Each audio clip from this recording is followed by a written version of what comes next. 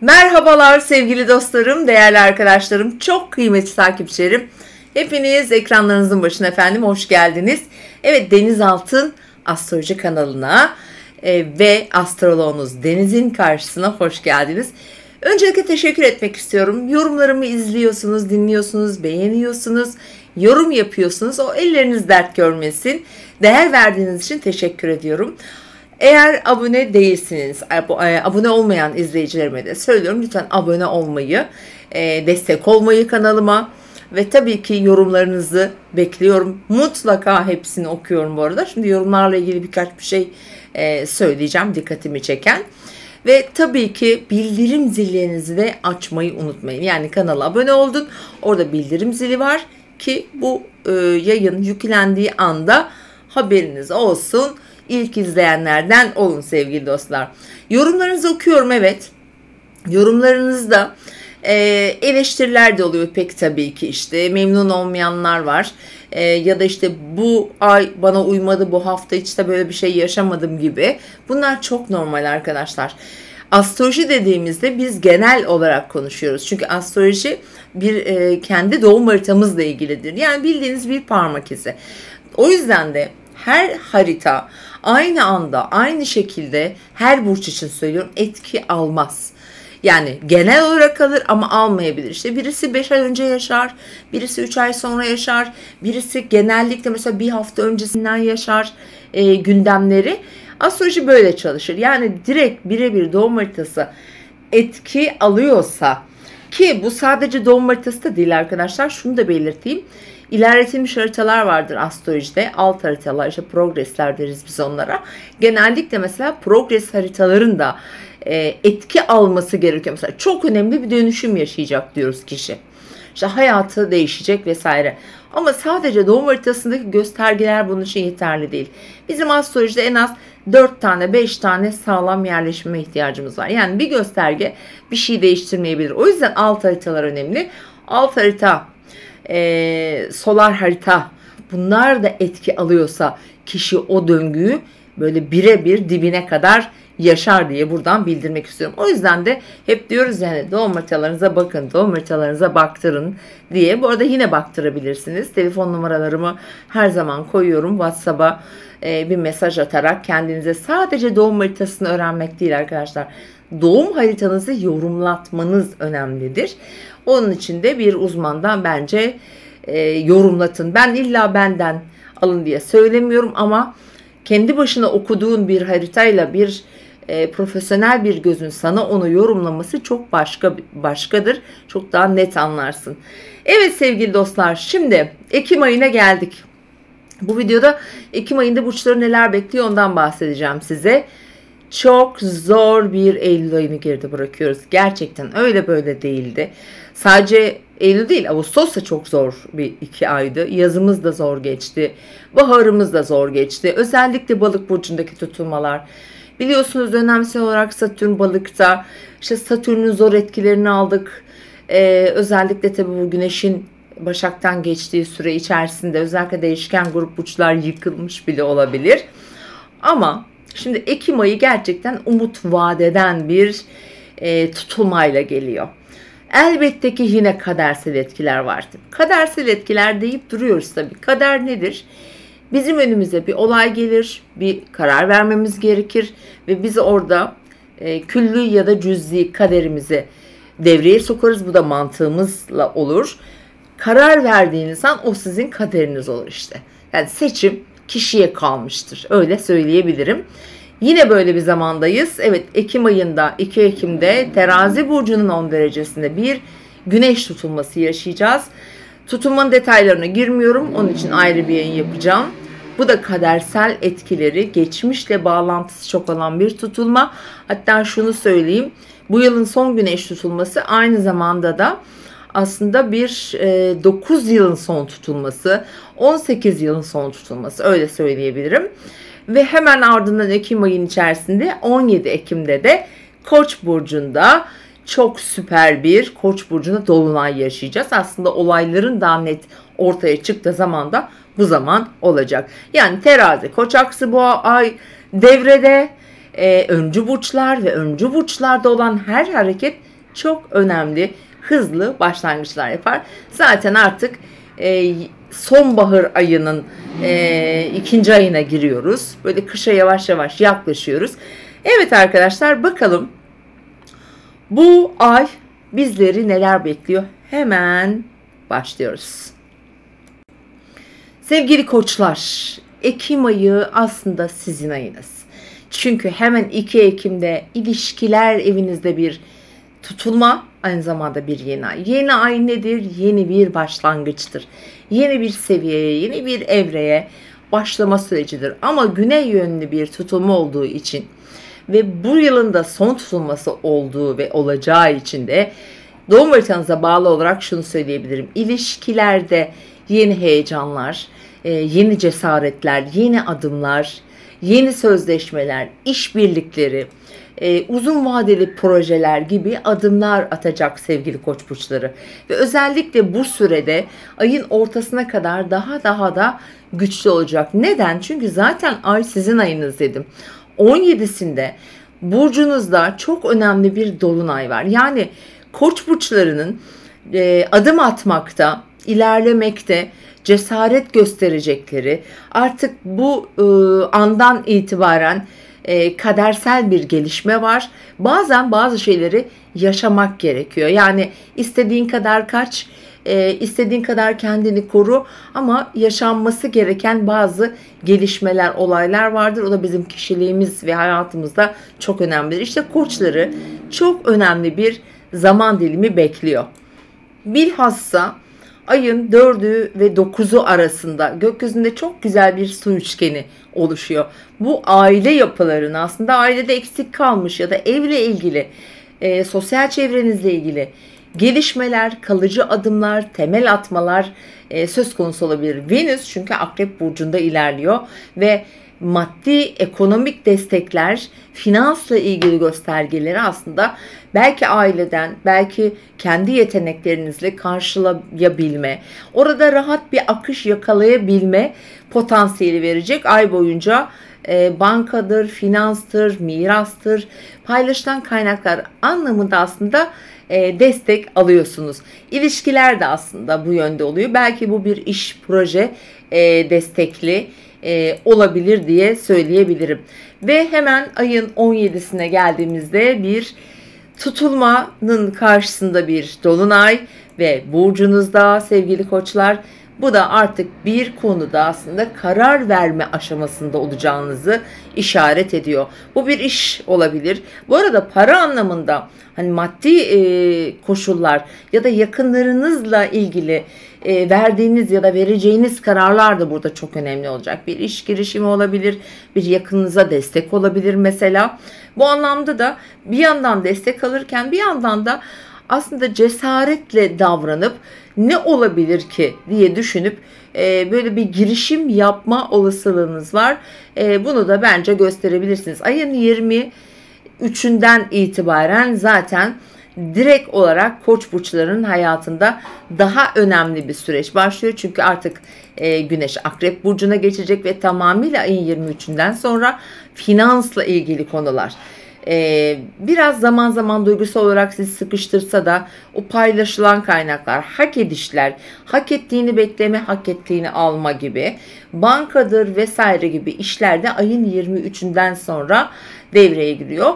Aynı zamanda yine ay sonu itibariyle koç burçları aslında biraz daha seyahatler, biraz daha eğitim, o alanlarda da çok rahatlıyorsunuz. Venüs'ün yay burcuna geçmesiyle birlikte bu alanda güzel destekler alacaksınız. Hatta Venüs'ün kuzey düğümüne güzel etkileri olacak aynı zamanda. Özellikle mesela ayın 25, 24 ve 25'i çok da şanslı olabileceğiniz günler olacak. Güzel bir Ekim ayı diliyorum. Boğa ve yükselen burcu boğa olan sevgili dostlar, Ekim ayının yine bir tutulma ayı olduğunu, 2 Ekim'de bir güneş tutulması olduğunu ve kadersel etkilerin devreye gireceğini söyleyelim.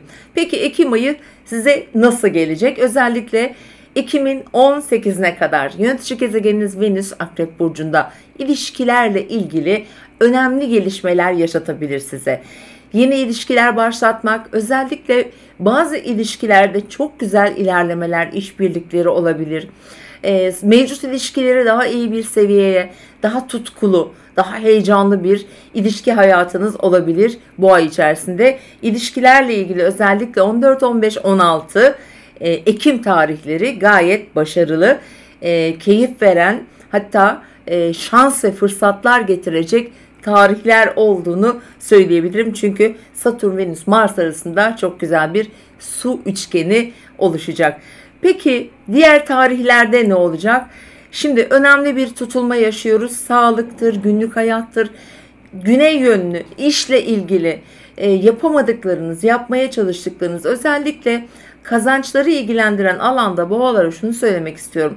Bu ay içerisinde emek verip harcayıp belki de çok para harcadınız vesaire, veya yokluğunu hissettiğiniz gerekli harcamaları yapamadınız.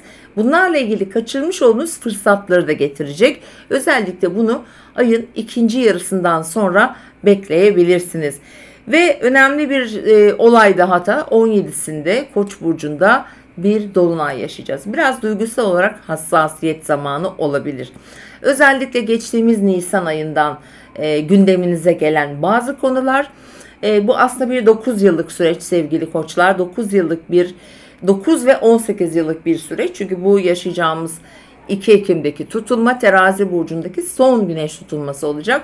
Yeni girişimler, yeni işler, yeni başlangıçlar, ama ayın 17'sindeki tutulma burada biraz kaygıya, burada biraz endişeye mahal verebilir açıkçası. O yüzden de biraz daha sakin geçirmek isteyebilirsiniz o süreci. Özellikle ayın ilk 10 günü gayet başarılı. 8 Ekim yine güzel bir tarih. Yine Satürn, Venüs, Mars arasında güzel bir üçgen oluşuyor. Bu desteği alacaksınız. 11 Ekim Jüpiter gerilemeye başlıyor. 11 Ekim'den sonra finansal anlamda, işle ilgili konularda, özellikle en çok boğaların mesleki anlamdaki gelişmelerini etkileyecek. Bir de şu var. Tabii ki iş ortaklıkları, yeniden düzenleme, biraz geçmişten ders alma, oralarla yüzleşme de olabilir. Özellikle burada ikili ilişkiler, ortaklıklar için bunu söylüyorum efendim. Evet, 18 Ekim'den sonra artık Venüs Yay burcuna geçer ve boğalar için maddi konularda, parasal konularda, aile veya evle ilgili konularda biraz daha desteklendiğinizi görüyorum efendim. Biraz daha özgürce hareket etmek isteyeceksiniz ve edeceksiniz de.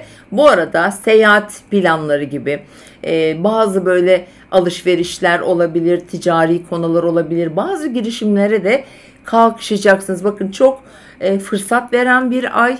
Özellikle ortaklı işlerden bence güzel destekler alacaksınız. Yakından tanıdığınız veya yakınlarınız olan ilişkilerinizi iyi değerlendirin. Sadece Ekim sonuna dikkat. Özellikle 26-27 Ekim civarı bir Aslan burcuna geçen Mars Plüto karşıtı olacak. Kariyer veya işle ilgili çok ani kararlar almamanızı tavsiye ediyorum. Tabii bunlar genel yorum, doğum haritanızla birebir ilgilidir. Sağlıkla ilgili, duygusal sağlığınız biraz daha hassas da olabilir. Özellikle ayın 20'sinden sonraki sürece bununla ilgili biraz daha dikkatli olun. Egzersizdir, spordur, kilo vermektir. Bununla ilgili niyetlerinizi de yapabilirsiniz. Güzel bir Ekim diliyorum sizlere de. İkizler ve yükselen burcu ikizler olan sevgili dostlar, evet, Ekim ayı rahatlama, bir yenilik, bir değişim yapma ayı. Tıpkı Eylül'de olduğu gibi, ama Eylül yordu. En fazla da tabii değişken burçlardan biri olduğunuz için ikizler burçlarını yordu. Ve hem kariyerde, mesleki hayatlarında, hayatının tüm alanında bazı dengesizlikler, uzaklaşmalar, kararsızlıklar, hatta biraz korkuyla hareket etme vermiş olabilir. Şimdi Ekim ayında hemen 2 Ekim'de bir Terazi burcunda tutulma var. Bu tutulmada güneş tutulması ve bu yılında aslında son güneş tutulması. Aynı zamanda da bu aksta olacak 9 yıllık bir son tutulma. Bir daha 9 yıl sonra bu alanda tutulmalar olacak. Şimdi ikizler burçlarını en çok Jüpiter tabi burcunuzda sevgili ikizler.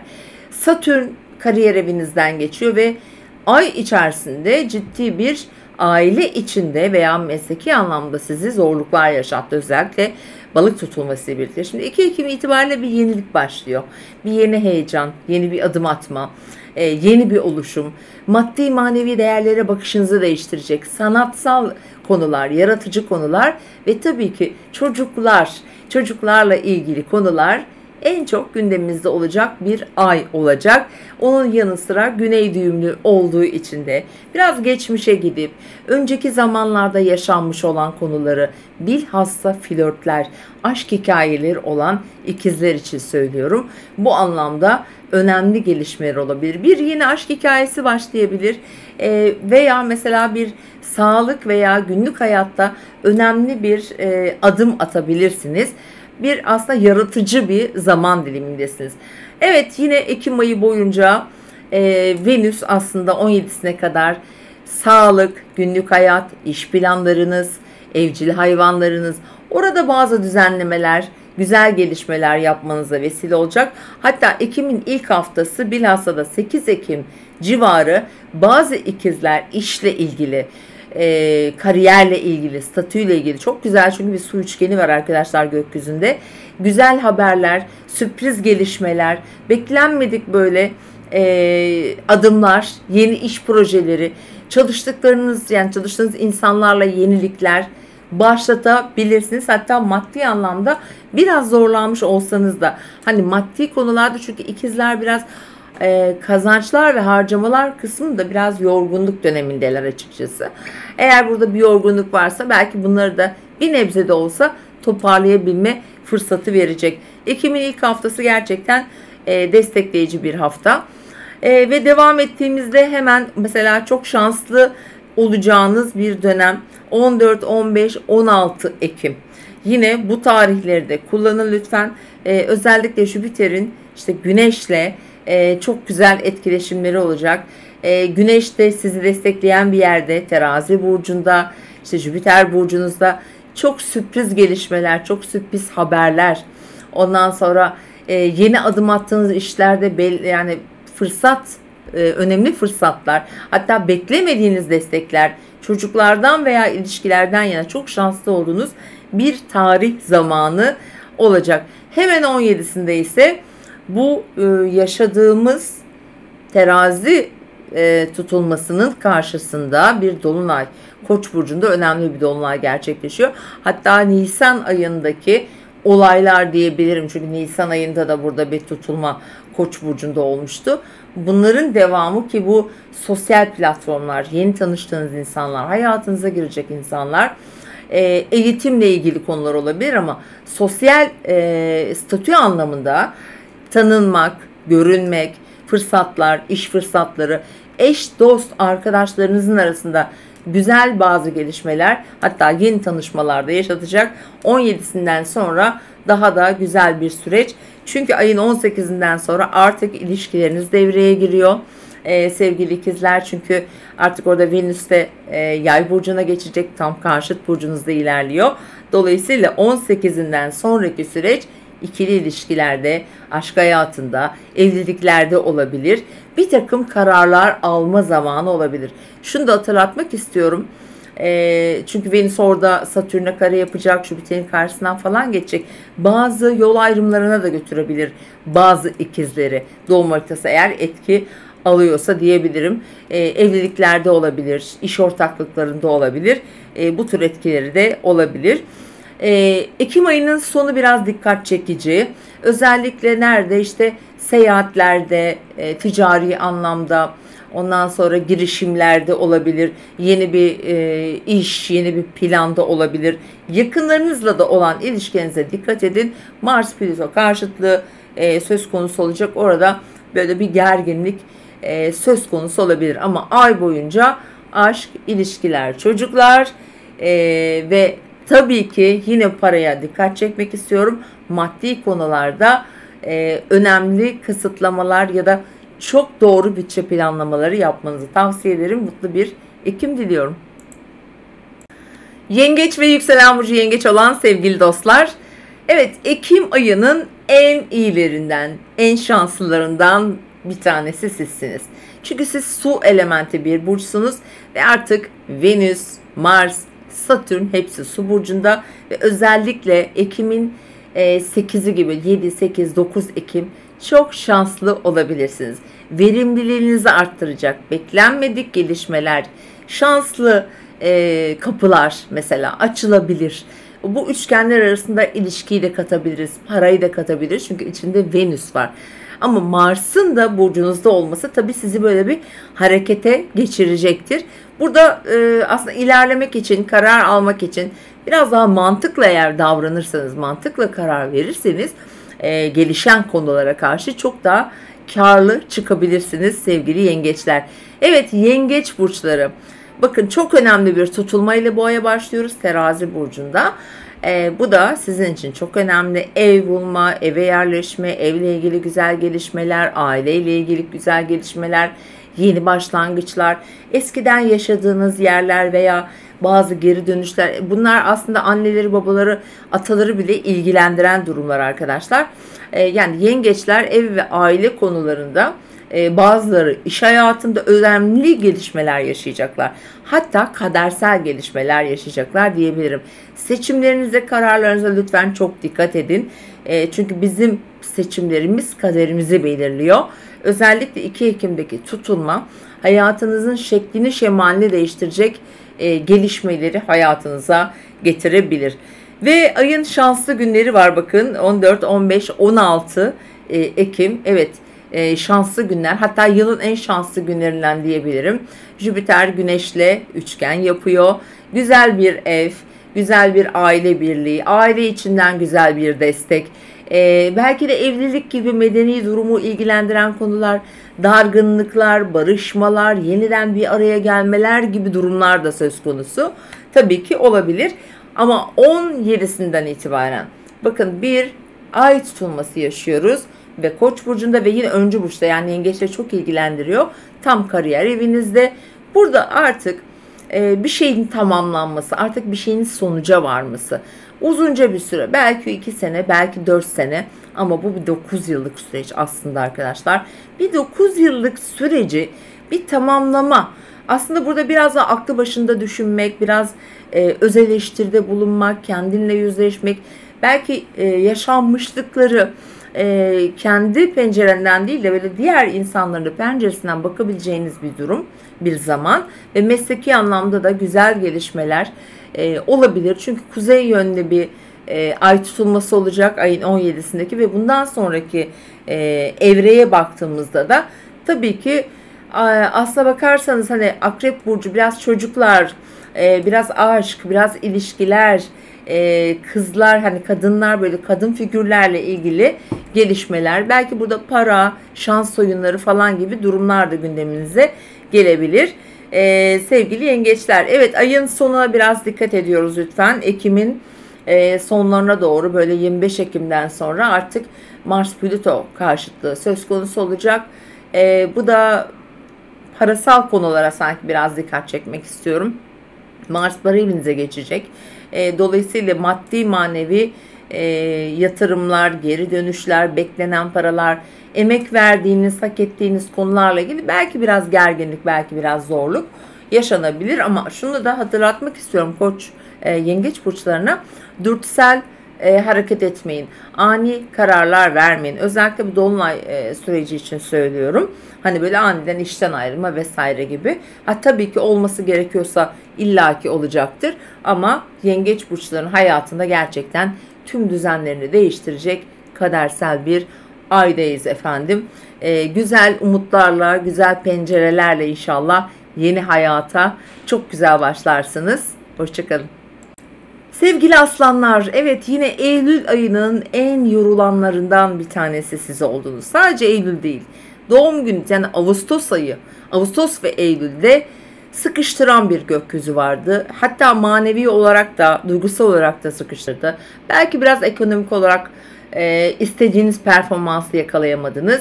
Ama şimdi Ekim ayı ve Ekim ayında rahatlıyoruz, nefes alıyoruz. Çünkü Ekim ayı yine bir tutulmayla başlıyor. Terazi burcunun tam 10 derecesinde. Bu arada aslan burçlarına güzel destek verecek bir tutulmayla başlıyor Ekim ayı ve Yeni girişimler, yeni başlangıçlar, yeni adımlar, eğitimler, kendini geliştirmek için ticari adımlar da atılabilir bu arada.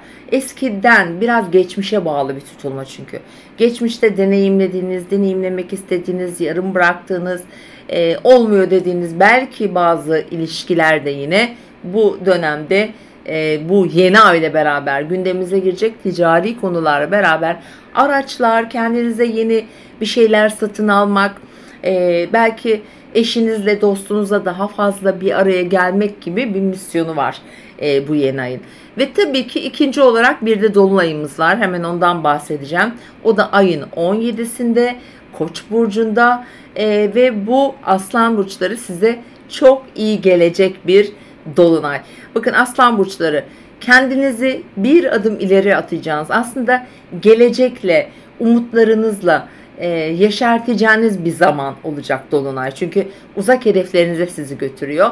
Gelecekle ilgili güzel gelişmeler, planlar, yurt dışı, eğitim veya hukuki süreçler ki benzeri konular gündeminizde olacak. Özellikle 17'sinde 15'i gibi aslında bunlar devreye girmeye başlar efendim. Ve bu ayın içerisinde tabii önemli yine bazı tarihlerimiz var. Ayın ilk haftası, yani 3'ü falan zor, dikkat etmek gerekiyor ama mesela 8 Ekim civarı çok güzel bir su üçgeni oluşuyor gökyüzünde. Paradan, aile içinden, çünkü Venüs de aile dinamiklerinizi, yani Akrep burcunda ev içindeki huzurunuzu, ev içindeki maddi gelişmeleri biraz daha, hatta tam bu dönemde işte 8 Ekim civarında destek bulmuş hale getirebilir. Otorite figürlerinden destek alabilirsin. Beklenmedik bir gizli bir güçten destek alırsın. Çok şanslı, kalıcı adımlar atılabilecek bir zaman dilimi diyebilirim. Hemen 14'ünden sonra aslında daha aile ve ev yerleşimi, işte aile içi kişi ve konulara doğru yöneliyoruz ve bu ayın 14, 15, 16'sı yine çok şanslı ve aslanlara çok şanslı gelecek bir süreci. Jüpiter Güneş'le çok güzel bir üçgen açı oluşturacak. Bu gökyüzünün en şanslı açısıdır aslında. Yani biraz da şans evine, Jüpiter de şans evinizden geçiyor bu arada. Daha bol, daha bereketli, daha kısmetli, özellikle destek ve yardım anlamında da çok yardım alacak sevgili aslan burçları. O kafanızın çok fazla bazı yerlerde kırılma noktasına geldiği, dertlerin, tasaların biraz daha sizi fazla yorduğu günlerden uzaklaşıyorsunuz. Çünkü gökyüzü artık gerçekten güzel destekler verecek, özellikle bu tarihlerde. Evet, ve ayın 18'inden sonra yine destek almaya başlıyor aslan burçları. Bu sefer ilişkiler, çocuklar, aile içindeki kişilerin işbirliği, çocukla ilgili konular, yatırımlar özellikle ve yetenek ve projeler anlamında oldukça destekleyici bir süreç olacak ki bu arada düğümlere de güzel açısı olacak Venüs'ün buradan geçerken, özellikle ay sonunda, böyle ayın 20'lerinde falan daha şanslı bir zamanda olabilirsiniz. Ama Ekim sonu yine zorlayıcı, özellikle ilişkilerde aslanlara dikkat etmenizi rica edeceğim. Mars burcunuza geçecek 27'si gibi, aslında sonuna kadar Plüto Mars karşıtlığı var. İlişkilerde güç çekişmeleri, dengeyi değiştirme gibi biraz yorucu, biraz zorlayıcı olabilir. Lütfen ilişkilere bu tarihlerde, ay sonunda dikkat etmenizi tavsiye ediyorum. Ay geneline baktığımızda aslında birinci planda kesinlikle yurt dışı seyahatleri, eğitim, ticari konular, bir takım yeni bir şeylere başlamak, kardeş veya yakın ilişkilerle çok önemli iç içe geçmiş bazı durumlar olacak ki bunların çoğu ya bir miraslı iştir ya parasal konulardır. Yani çünkü Başak Balık aksı da sizde çalıştı. Borçlar, krediler, ödemeler vesaire, bu alanda daha rahat ilerleyeceğiniz bir Ekim ayı olacak efendim. Güzel bir Ekim diliyorum sizlere de. Hoşçakalın. Başak ve yükselen burcu Başak olan sevgili dostlar, zor bir Eylül'den sonra artık bize nefes aldıracak bir Ekim ayına giriş yapıyoruz. Evet, zorlandınız. Özellikle ilişkilerde, belki ortaklıklarda, hayatınızın çemberinin her tarafında aslında ayrı bazı problemlerle karşılaşmış olabilirsiniz. Şimdi Ekim ayına Terazi burcunda yine kadersel etkileri çok güçlü olan bir tutulmayla başlıyoruz. Terazi burcunun 10 derecesinde bir güneş tutulması ve bu tutulma aslında geçtiğimiz 9 yıl aradan sonra son tutulma olacak. Bir daha burada 9 yıl boyunca tutulma olmayacak ama terazi koç aksı dediğimizde de tabii ki bir 18-19 yıllık bir döngü olacak. Şimdi efendim, para ve kazançlarınız hemen Ekim'in başında, 2 Ekim'de yeni bir umut, yeni bir kapı, yeni bir başlangıç, yeni bir yatırım, kazançlarınızı ilgilendiren alanda yön değiştirmeye gidebilirsiniz.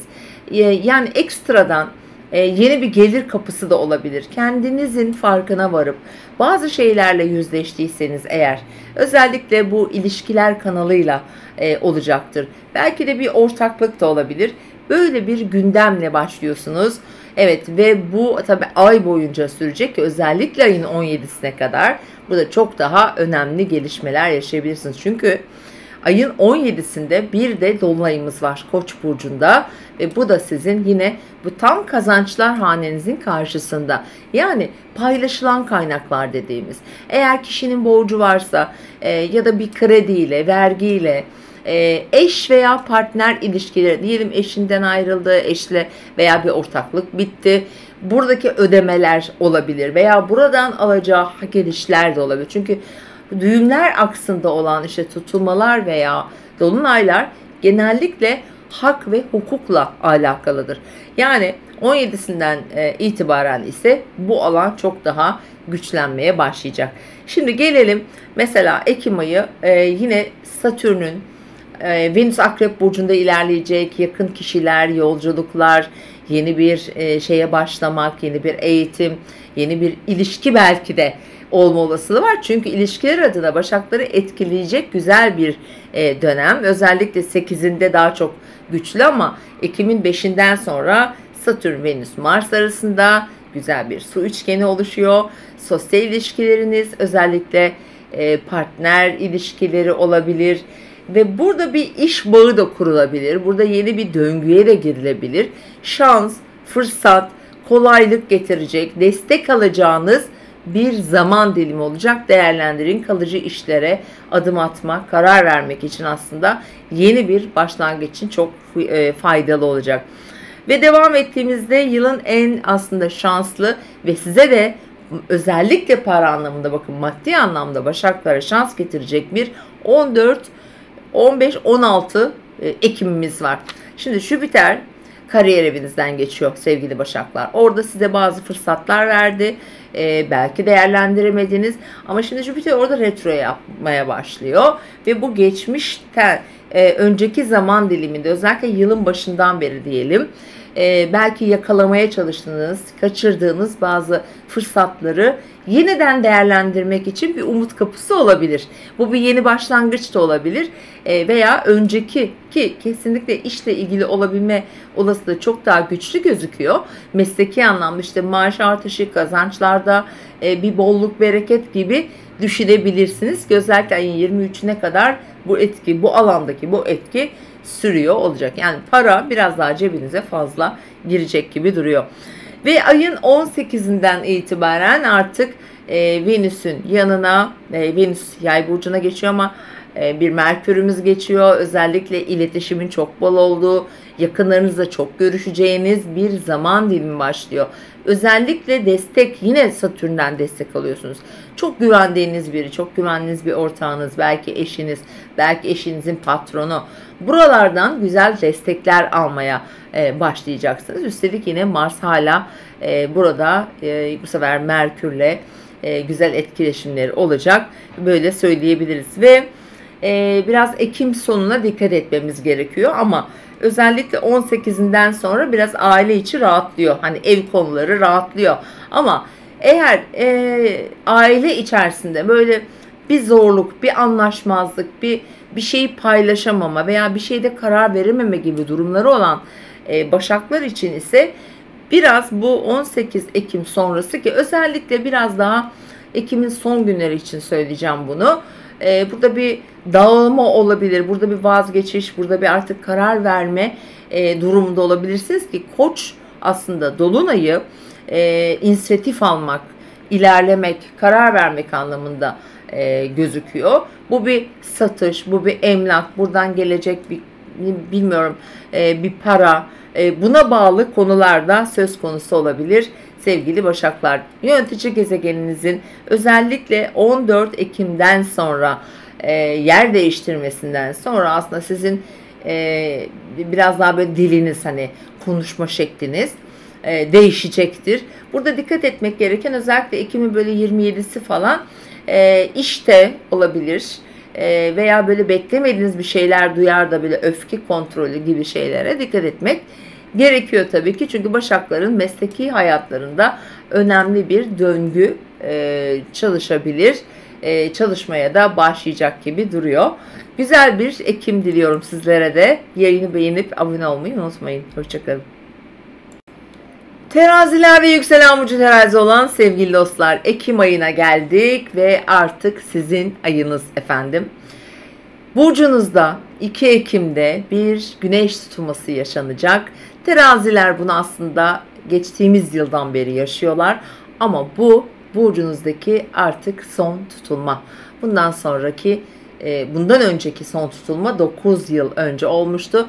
Artık burada 9 yıl, totale baktığımızda da 18 yıl boyunca tutulmalar gerçekleşmeyecek. Bu kaderseldir. Bunu bir fırsat olarak görmenizi tavsiye ediyorum. Çünkü tutulma varsa eğer orada bir şey değişir. Tutulma varsa eğer fırsat gelir. Evet, bir şeyler sonlanır çünkü güney düğümlü bir tutulma. Ama hayatınızda aslında sizi yormuş, artık size faydası olmayan, faydadan çok zarar getiren bir durumun sonlanması olarak düşünün. Şimdi bazı teraziler bazı ilişkileri bitirebilirler. Özellikle evliliklerle ilgili konularda bunu söyleyeceğim. Çünkü bu tutulmanın böyle bir özelliği var. Geçmişten gelen bu bir alışkanlık da olabilir. İlla evlilik olmayabilir. Bu bir uzun birliktelik olabilir. Bu bir uzun nasıl diyelim işbirliği olabilir. Bir projede bir önemli pozisyondasınızdır. Burada bir değişiklik olabilir. Ama bunu niye söylüyorum? Çünkü ayın 17'sinde Koç burcunda yine bu alanda bir dolunay yaşayacağız. Ve bu dolunayın etkileri aslında daha Nisan ayında başladı. Yani Nisan ayından bu yana gelen yine ilişkiler. Bu ilişkiler derken bazılarının partnerlerinin hayatında da olabilir arkadaşlar. Yani sevgilisi olur, eşi olur, bir ortağım vardır, onun hayatında olabilir. Böyle de düşünün. Yani illaki bireysel olarak düşünmeyin çünkü genellikle yani doğum haritalarında eş partnerler de bu Koç ve Terazi ile işaret edildiği için söylüyorum bunu.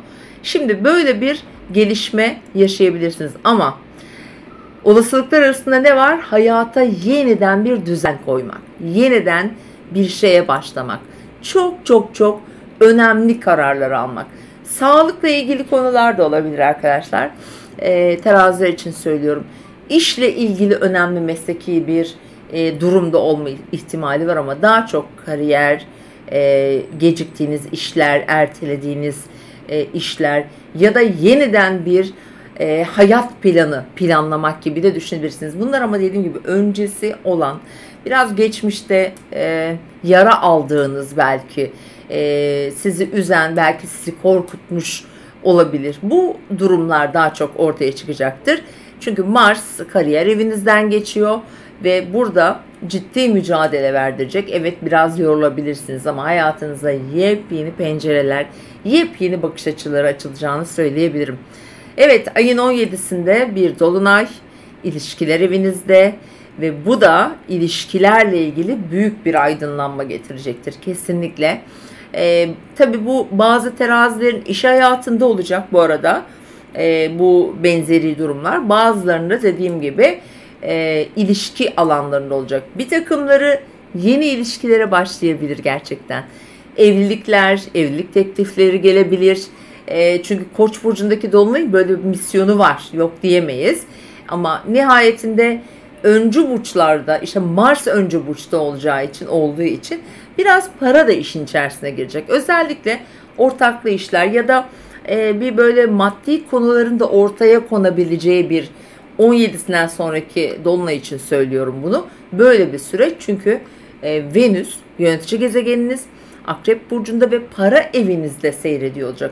Kazançlarınız artabilir bu arada bu ay içerisinde. Çünkü özellikle ki bir tarih vereceğim, 8 Ekim civarı para hanenize artılar yazılabilir sevgili teraziler. İşten para kazanabilirsin. Sağlıkla ilgili bir takım ihtiyaçların vardır, oradan olabilir. Maddi konularda kariyer ve statüyle ilgili bir yükseliş, bir terfi gelebilir. Bazı teraziler Satürn'ün tabi yorucu işte işle ilgili ani bitişleri vesaire oldu.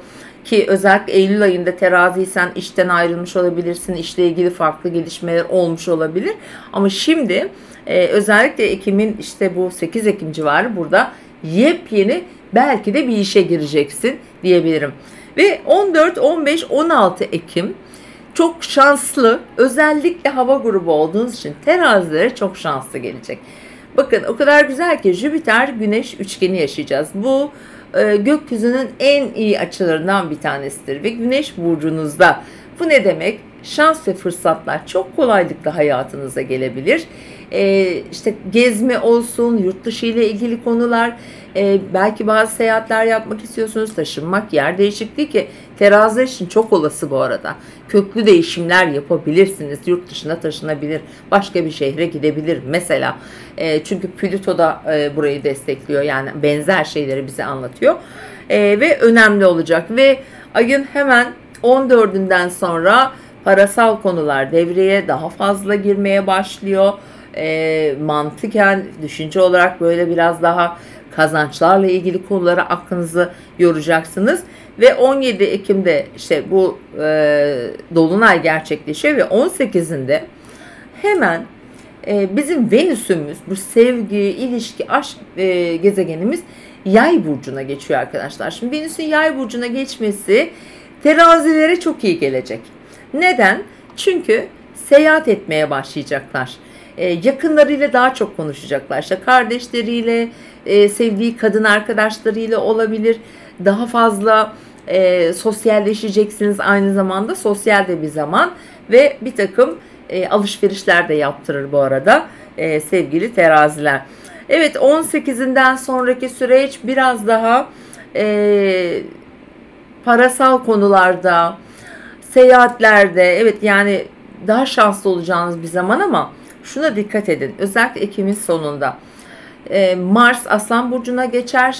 Belki arkadaşlarınız, belki çocuklarınız, belki sosyal statü dediğimiz alanda böyle bir gerginlik, bir üstünlük sağlama çabası, bir karşı karşıya gelme olabilir. Özellikle 27'si civarı. Bunlara lütfen tabii ki dikkat etmemiz gerekecek bu alanda sevgili teraziler. Ama ayın bana kalırsa en çok adrenalin yaşayacak burcusunuz. En çok etkileşimde bulunacak ve hayatında hakikaten köklü değişimlere gitme kararları alacak burcu da siz olacaksınız ve gökyüzü gerçekten destekliyor. Hoşçakalın. Akrepler ve yükselen burcu akrep olan sevgili dostlar, evet Ekim ayı size neler getiriyor? Öncelikle tabii ki şimdiden doğum gününüzü kutlayalım. 22 Ekim'den sonra Güneş burcunuza geçecek ve sizlerin doğum günü başlıyor olacak. Evet, bir tutulma yaşayacağız 2 Ekim'de ve bu sizi duygusal anlamda etkileyecek bir zaman dilimini işaret ediyor sevgili akrepler. Biraz arka planda olacaksınız, biraz düşüneceksiniz, karar verme, inisiyatif alma, duygusal sağlığınızda, zaman zaman fiziksel sağlığınızda önemli ölçüde gündeminize gelebilir. Biraz gelecek ve geçmişle arasında kararsız kaldığınız konular, durumlar olacak. Ama bu bütün ay sürmeyecek. Çünkü özellikle mesleki alanda da yine bir gelişme yaşayacak. Akrep burçları, o da hemen 17 Ekim'de Koç burcundaki tabii ki ay tutulmasıyla olacak. Şimdi uzun süredir burada tutulmalar yaşadı. Akrep burçları belki 1-2 senedir gündemlerinde işle ilgili gündemler, işle ilgili gelişmeler, sağlıkla ilgili, kişisel görünümüyle ilgili gibi hani günlük rutinlerinde bir değişim oldu. akrep burçlarının. Şimdi 17'sinden sonraki dolunayda belki yeni bir iş, belki yeni bir düzen ya da yani mevcut mesela koşulların daha net gördüğün, belki burada bir değişiklik yapmam gerek artık diyebileceğin bir süreç olacak sevgili akrep. Ve ayın genelinde yönetici gezegeninize bakıyoruz. Uzak hedefler, gelecek ile ilgili hayaller burada daha güçlü görünüyor. Ve siz su grubu bir burçsunuz arkadaşlar. Ve bu ay içerisinde Satürn, Mars ve Venüs arasında çok güzel bir su üçgeni oluşuyor. Ve bunun en şanslısı da sizsiniz. Neden? Çünkü Venüs sizin burcunuzda, akrep burcunda ve çocuklar, aşk, ondan sonra geziler, başka ülkeler bu alanda fırsatlar getirebilir. Şanslı bir zaman diliminde olabilirsiniz. Venüs kendini yenileme, kendini değiştirme, alışverişler yapma, duygusal anlamda çok daha rahat bir akış getirecek sizlere. Özellikle 8 Ekim civarını kullanın. Size şans ve fırsatlar getireceğini söyleyebilirim efendim. Yine önemli bir zaman dilimi daha var. 14, 15, 16 Ekim. Bu da yılın en şanslı tarihlerinden bir tanesi. Jüpiter Güneş üçgeni yaşayacağız. Finansla ilgili konularda bakın. Akreplerin Jüpiter ikizler burcunda aslında finans alanlarından geçiyor. İşte borcu varsa daha rahat öder mesela. Miras varsa alır.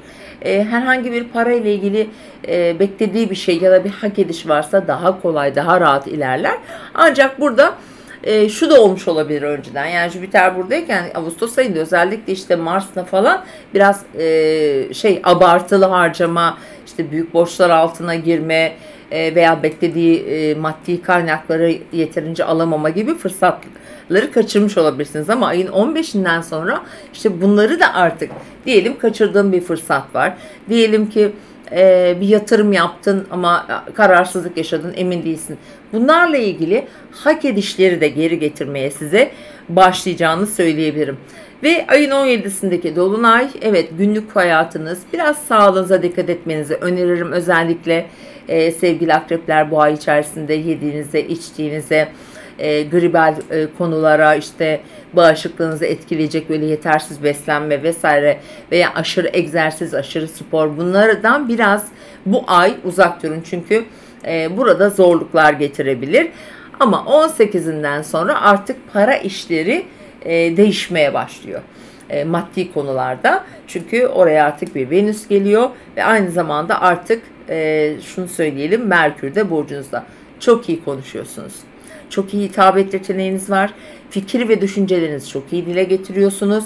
Etkileyici olabileceğiniz bir zaman dilimi. Çünkü yine Mars'ın Merkür ve Satürn arasında önemli açılar oluşacak. Böyle ayın 20'lerine doğru sevgili akrepler, bu dönemi kullanın. Ancak sivri konuşmalar, asabi hitap şekilleri gibi şeylerden uzak durun. Neden? Çünkü ayın sonunda Mars Aslan Burcu'na, kariyer evinize geçer ve Plüto ile bir karşıtlığı olur. Bunlar aile içinde olabilir genellikle. Aileden kopma, ev içindeki kişilerle, bireylerle ilgili, çalışanlar belki iş yeriyle ilgili bu şekilde bazı yol ayrımları ya da gerginlikler yaşayabilirler. Böyle ani kararlar falan sakın vermeyin. Özellikle akreplere mesleki anlamda bunu söylemek istiyorum. Ama diğer yandan çocuk haberleri, çocuklarla ilgili çok güzel sürprizler alabilirsiniz.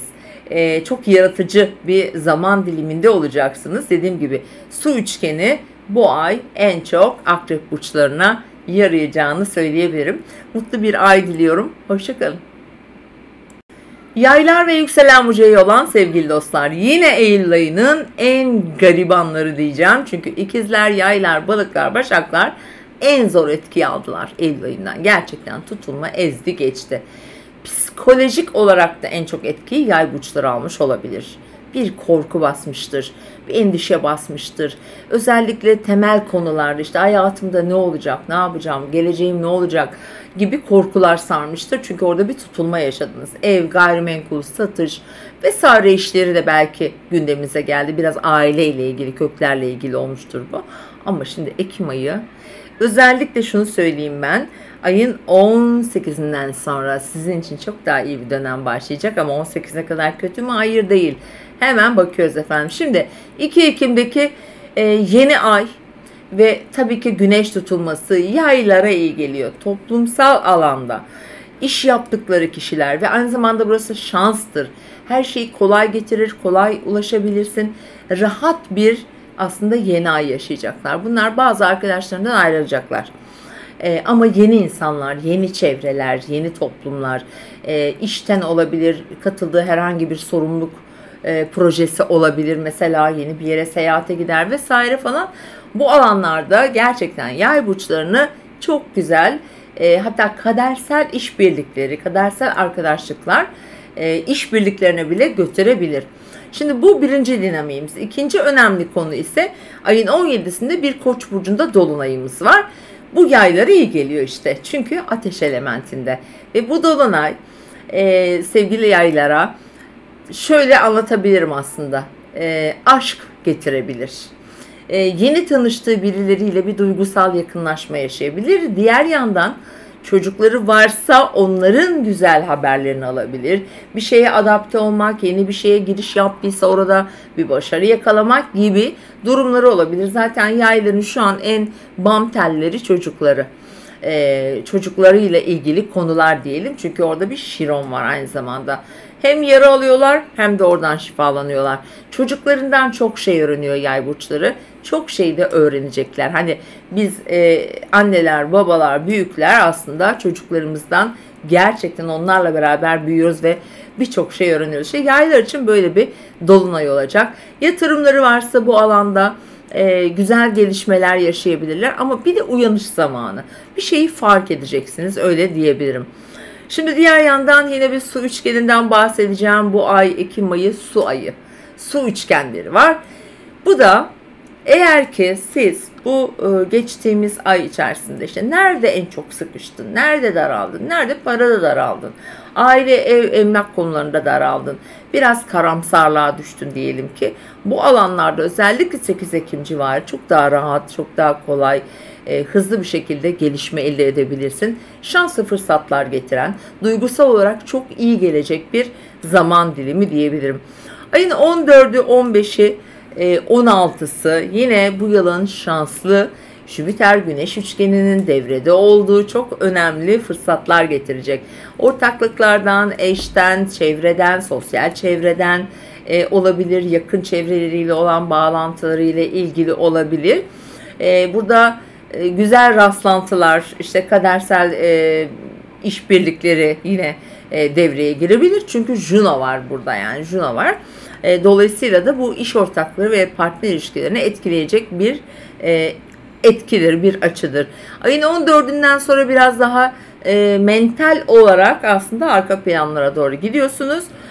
Ama 18'inden sonra kendinize bir yenilik katmak, şöyle bir iyi hissetmek, kendinle ilgili yenilikler yapmak, kararlar almak, güzelleşmek, alışverişler yapmak, ilişkilerde özellikle çok dikkat çekici bir zaman diliminde olacak yay burçları. Ve şunu da söyleyelim hemen, Ekim ayının sonu biraz dikkat çekici ve yorucu gözüküyor. Özellikle nerede olacak? İşte yakınları, uzak yerlerle ilgili konular, sosyal ilişkileri olabilir. Ticaret yapıyor, çalışıyor, bu anlamda bir şeyler üretmeye çalışıyorsalar, uzak hedefleriyle ilgili böyle bir gerginlik, bir kopuş, bir U dönüşü sanki olabilir. Hani olasılıklar arasında olmayabilir tabii ki sevgili yay burçları. Yönetici gezegeniniz Jüpiter ve aynı zamanda Neptün.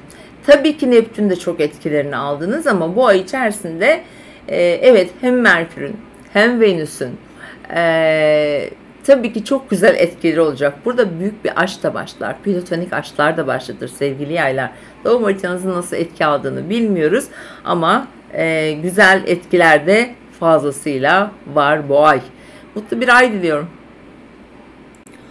Oğlaklar ve yükselen burcu Oğlak olan sevgili dostlar. Evet, Ekim ayı öncü burçların olduğu gibi sizin için de çok önemli. Neden? Çünkü bir güneş tutulması yaşayacağız 2 Ekim'de. Ve Oğlak burçlarının uzun yıllardan beri yılan hikayesine dönmüş, belki de kariyerle ilgili konuları, durumları artık son haline, son şekline girebilir. Çünkü 2 Ekim'deki tutulma tam olarak sizin için çok önemli bir noktada, kariyer evinizde ve kariyer evindeki yeni ay, yani bu aynı zamanda yeni ay, yepyeni kapılar, yepyeni başlangıçlar, yepyeni aslında kariyer hayatı verebilir ve bu kaderseldir. Eskiyle ilgilidir. Önce yaptığın iş, önceden gelen fırsatlar, önceden düşünülmüş, belki sonrasında bir takım farklı yollara gitmelerle değişmiş koşullar, eski pozisyonlar gibi konuları. Burada kader diyoruz çünkü seçim sizin. Siz karar vereceksiniz ve seçtiğiniz alanda sizin aslında kaderiniz olacak sevgili oğlaklar.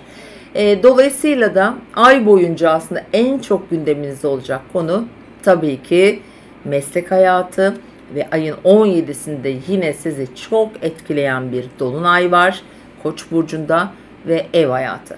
İş ve meslek çok önemli olacak. Aynı zamanda aile çok önemli olacak Oğlak burçları için. Gerçekten doğum haritanıza baktırmanızı öneririm. Çünkü ayın 17'sindeki dolunayda sanki bir mekanda bir yenilik, mekanda bir değişiklik, aileye ait veya kendinize ait bir yer değişikliği, taşınma, alım, satım, emlakla ilgili konular olabilir. Bu aslında öncesi olan, eşten gelen, aileden gelen, belki partner ilişkilerine bağlı. Mesela bir partner ilişkisi olmuştur veya işte evlilik olmuştur. Ona bağlı konular da devrede. Yani bu evle, emlakla ilgili konular buna da bağlı olma ihtimali var açıkçası. Evet, ayın 2'sindeki tutulma, ayın 17'sindeki dolunay, özellikle dolunay sonrası aslında sizin yaşamınızın önemli ölçüde bir uyanma, bir fark ediş şeklinde geleceğini söyleyebilirim. Ve bu ayın önemli tarihlerinden mesela ilk 2-3 günü biraz sıkıntılı, dikkat edin, ama ayın 8'i çok güzel bir ilişki kombinasyonu, çok güzel bir yenilik, çok güzel bir başlangıç için sosyal çevrenizden, arkadaşlarınızdan, eşinizden, dostunuzdan, kardeşlerinizden belki destek alacağınız bir güzel bir su üçgeni oluşuyor gökyüzünde. Bu ilişki içinde bunu, yeni bir tanışma içinde bunu söyleyebilirim açıkçası. Ve ayın 14'ü 15'i gibi yine aslında Merkür bu sefer Akrep burcuna geçecek bu arada.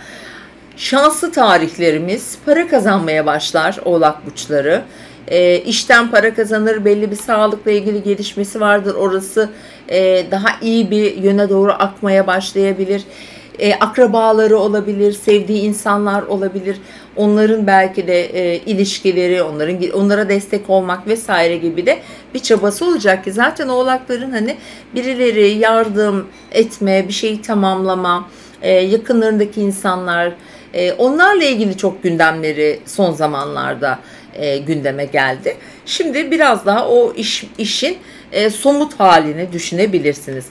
Evet, şanslı tarihler dedim, 14, 15, 16 gerçekten maddi manevi en şanslı zaman dilimi.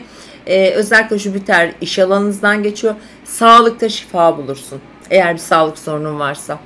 İş sorunun varsa bir işe girebilirsin, bir iş bulabilirsin. Ya da birlikte ekip, takım ruhu oluşturabileceğiniz insanlarla bir araya gelebilir. Yeni bir proje vesaire gibi durumlar olabilir. Çünkü gerçekten çok güzel destek alıyorsunuz sevgili Oğlak burçları. Şunu da söyleyelim, hemen 22 Ekim'de bu sefer Merkür ile Satürn arasında güzel bir üçgen olacak. Bir anlaşma, bir sözleşme, bir şeyi imza atma için kesinlikle kullanabilirsiniz. Çok değerli bir tarih olacak. Şunu da hatırlatalım, hemen 18'inden sonra artık biraz duygusal anlamda daha iyi bir sürece giriyorsunuz. Daha iyi hissedeceksiniz. Yalnızsanız yalnızlığınızdan bile zevk alacaksınız. Daha üretici, daha yaratıcı bir süreç başlayacak sizin için. Ve 22'sinden sonra zaten artık Şöyle söyleyebilirim, sosyalleşiyorsunuz. Biraz daha ilişkiler yönü, yeni tanışmalar yönü falan 22'sinden sonra daha çok gündeminizde olmaya başlayacak. Ekim sonuna dikkat ediyoruz çünkü Mars Plüto karşıtlığı var. Özellikle para konularında sevgili oğlaklar biraz zorluk, biraz tıkanma yaşayabilirsiniz 27 Ekim civarı. Orada biraz gardınızı almanızı tavsiye ederim efendim. Güzel bir ay, başarılı bir ay diliyorum. Hoşçakalın. Kovalar ve yükselen burcu kova olan dostlar. Evet, Ekim ayının en şanslısı diyebilirim size. Evet, çok güzel bir Ekim ayı sizleri bekliyor. Özellikle 2 Ekim'deki güneş tutulması kovaları alıp başını uzaklara götürebilir. Evet, çok da güzel. Hem su üçgenleri hem de Güneş-Jüpiter üçgenin olduğu bir aydayız. Hava elementinde. Bakalım kovalara neler getiriyor. Şimdi sevgili kovalar, tutulma özellikle eğitim, öğrenim, uzak hedefler, ticari konular, yurt dışı ile ilgili konularda size yeni adımlar attırıyor. Bunlar ama yeni değil. Bu önceden, daha eskiden belki gittiğiniz yerler, çaba gösterdiğiniz bir takım işler, yarım bıraktığınız eğitimler, üzerinde çok durmadığınız belki hukuki süreçler ama yurt dışı ile ilgili özellikle bunların işe bağlı, belki bir sağlık durumu için belli olmaz bunlar tabii ki. Bu alanlarda ama daha çok sanki meslek ve kariyerle ilgili alanlarda sizi böyle bir eğitim olma ihtimali daha yüksek alana götürecek. Şimdi Ekim ayı size bu alanda en güçlü etkiyi veriyor. Bir de 17 Ekim'imiz var. Bu da bir ay tutulması. Hemen bunun karşısında. Şimdi ticarete bakarız. Alışverişler yaptırır. Gezip öğrenmek, görmek, merak etmek, eğitim almak, işte araçlarla ilgili konular, yeni bir iş girişimi, yeni bir kapı, sosyal medya ya da böyle biraz daha elektrik, elektronik ilgili işler vesaire. Kardeşleri, yakınları olanlar için de yine benzeri alanlarda yeni gelişmeler, yeni kapılar açacağını söyleyebilirim. Ve şunu biraz da yakınlarınızın sağlığı, akrabalarınızın sağlığı gibi durumlar. Eğer çalışan bir kovaysanız sağlıkla ilgili tedaviler vesaire, bunlara da aslında biraz daha özen ve dikkat etmek gerekiyor.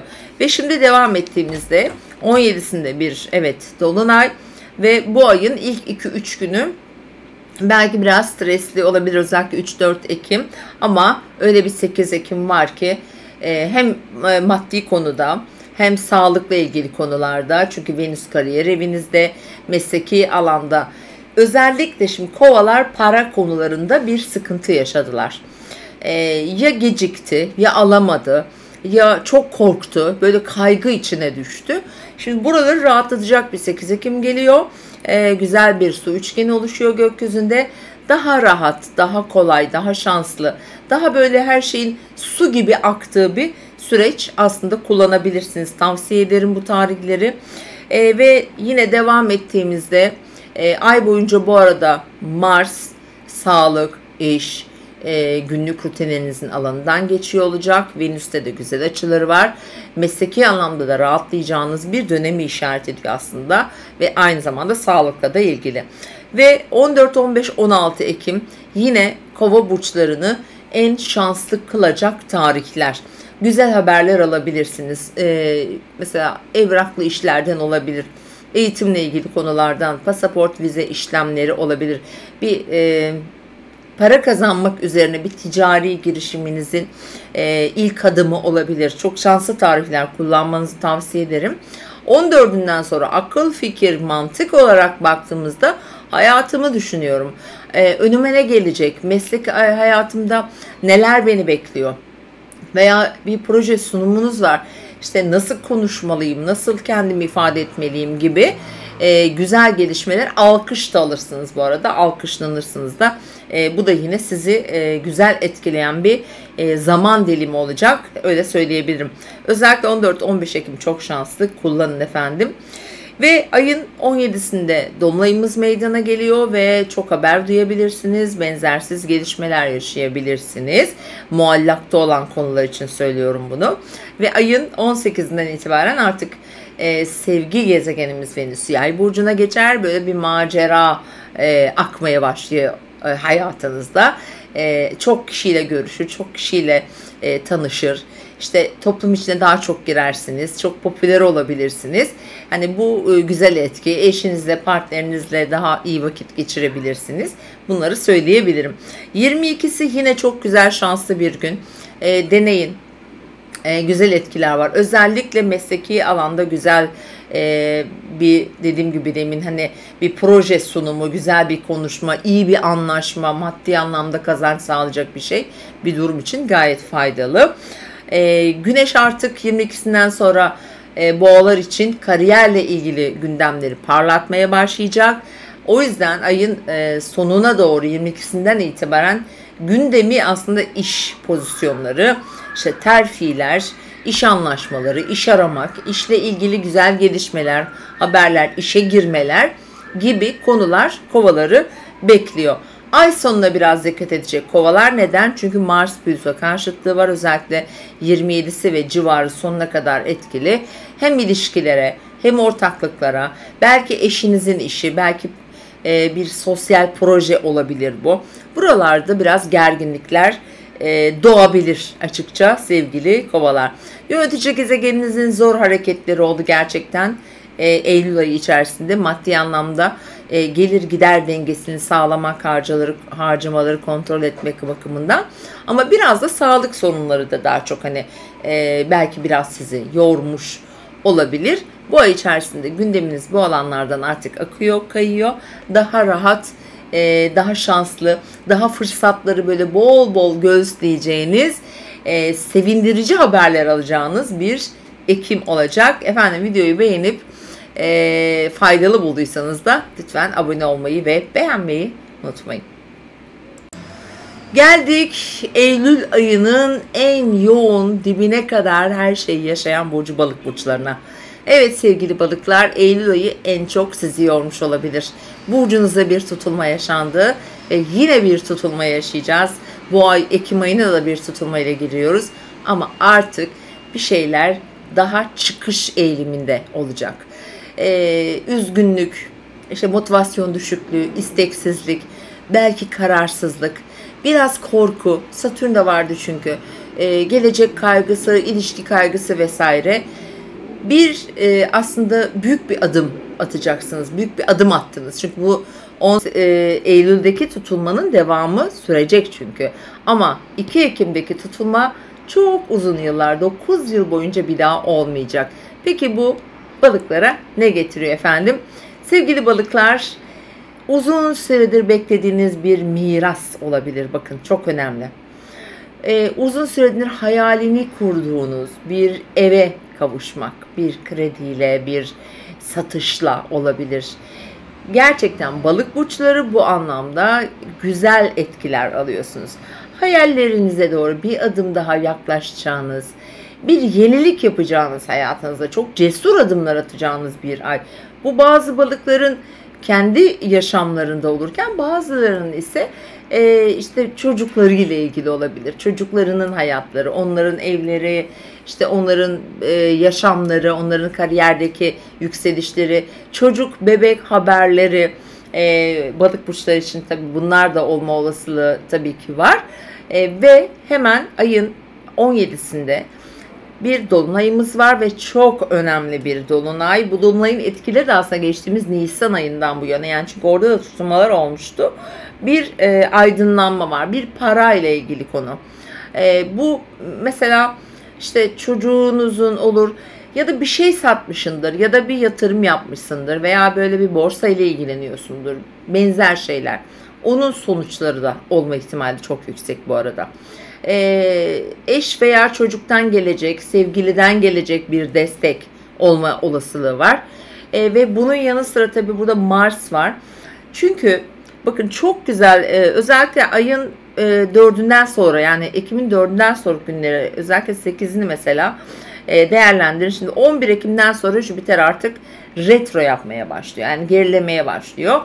Evinizde, yaşadığınız yerde, aile içinde, hayatta sizin için temel olarak iç huzurunuzun en önemli olan yerde yapamadıklarınızı, bazı yüzleşmeleri, işte aile ve ev konularından bahsediyorum. Bunlar için fırsatları geri getirmeye başlıyor.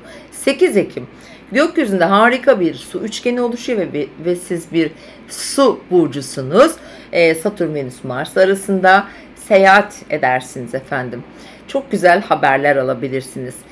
Sizi mutlu edecek bazı ilişkiler gündeme gelebilir. Şanslı olduğunuz ve hayatın çok daha rahatlıkla, daha korkmadan, daha cesurca böyle aktığı bir zaman olacağını söyleyebilirim. 14, 15, 16 Ekim bu yılın en şanslı günleri sevgili arkadaşlar. Jüpiter, Güneş arasında çok güzel bir üçgen açı meydana gelecek. Dolayısıyla da size o hayalini kurduğunuz işte ev dedim ya, işte para dedim, kredi dedim, borçların ödenmesi çok daha kolaylıkla ilerleyecektir. Sigortalar, evlilikler, işte emeklilik olabilir. Böyle şeyleri de hayatınıza taşıyacağını gayet rahat söyleyebilirim. Çünkü burası kadersel bir etkileşim. Hak edişte mesela hak ettiğiniz bir parayı almak, hak ettiğiniz bir miras almak gibi de düşünebilirsiniz. Ayrıldınız diyelim, eşinizle bir paylaşım var. Bu paylaşımlar, bu bir ortak işte olabilir. Çocuğunuzun belki hayatında var. Yani bilemem onu şu anda. Ama burada bir miraslı ve paralı işler dönmeye başlıyor efendim. Ayın 14'ünden sonra gökyüzü size daha da fazla desteklemeye başlayacak. Özellikle 22'sinde aslında daha çok seyahatlere gidiyorsunuz efendim.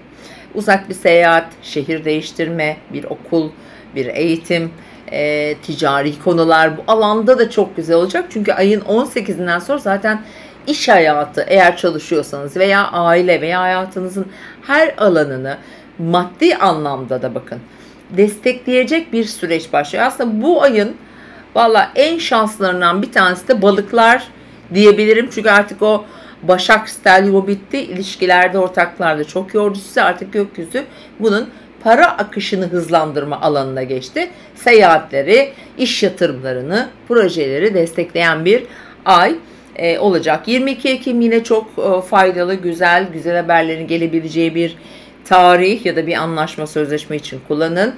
22 Ekim'den sonra zaten artık dediğim gibi tüm bu alana kayıyor gökyüzü. Biraz dikkat etmemiz gereken bir tarih var. O da aslında ayın sonunda Mars-Plüton karşıtımız var. O bir tık yorabilir. O bir tık gerginlikler oluşturabilir. Özellikle sağlığınıza dikkat edin. Ayın 25'inden sonra operasyonlar olabilir. İşle ilgili ani böyle değişimler, gerginlikler olma olasılığı var. Mars çünkü Aslan Burcu'na geçmiş olacak. Ve günlük rutinlerinizde de olabilir. İçsel bir sıkıntı da olabilir. Hani egzersizdir, spordur, evcil hayvanlardır. Buralarda biraz dikkat etmek gerekebilir sevgili balık burçları. Evet, böyle bir ay. Umarım her şey gönlünüzce istediğiniz gibi ilerlesin. Hoşça kalın.